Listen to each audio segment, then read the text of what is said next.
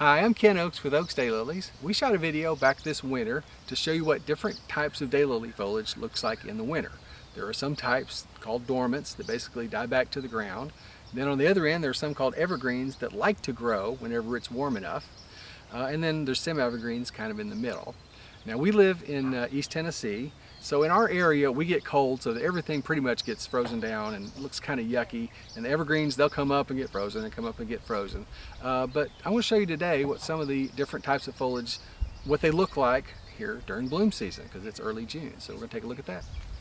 All right, so this is the variety Primal Scream. I love this bright orange color. This is actually a stout medal winner, so one of the highest Daylily Award winners.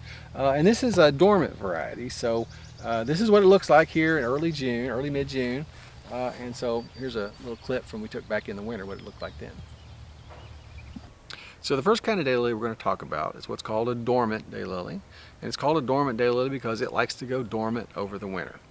So in our area here in East Tennessee, typically late November, December or so, the foliage starts dying back and then it'll just basically disappear. And then it'll start coming back when things warm up. So I'll show you an example of that here. This is a dormant daylily, and you can barely tell there's a plant here at all. You can see some of last year's foliage. And you can sort of see, there you go, some leaves just starting to come up.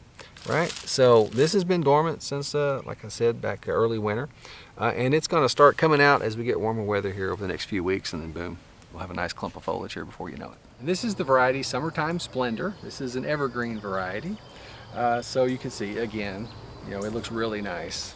Now in our area, as you'll see in the video, in the winter, a lot of the evergreens will try and come up and they'll have foliage and it'll get frozen back. It doesn't always look awesome. But you can see here in June, this looks really nice.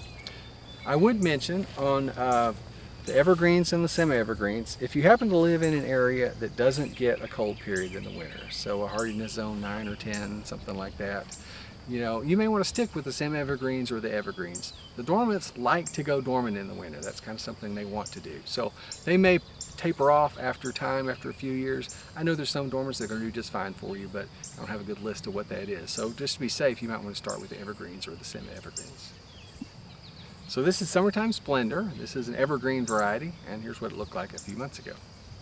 So this is what evergreen daylilies are looking like here, in our garden this time of year. You might also see listed, on our website or elsewhere, daylilies listed as semi-evergreen. And that's really just kind of somewhere in between. They're not as hard dormant as the first one I showed you, and they're maybe not as evergreen as this. They'll have, maybe some foliage over the winter, but you maybe not be able to count on them having nice full foliage like the evergreens might like to have in warmer areas. All right, so this is the variety Fairy Tale Pink. This is a nice light pink, kind of a peachy pink color. And this one is listed as a semi-evergreen, so it doesn't go all the way dormant. It likes to try and grow a little bit, but not as much as the evergreens. And again, you can see this is what it looks like here at the first part of June. So the long and short of it is, no matter what the foliage type is, they're all going to start looking good in the summer, regardless. And that's as long as you plant the right ones for your zone. I mentioned just a second ago, warmest zones, evergreens and semi-evergreens. If you live zone 8 and colder, you can pretty much grow anything. Now, if you were to want to see the original video we did this winter, here's a link to that. We've grown daylilies over 40 years, so we love to talk about all things daylilies. If you have any questions or comments, you can put them in below the video here, or our contact information is on our website. We'd love to hear from you. Thanks for watching.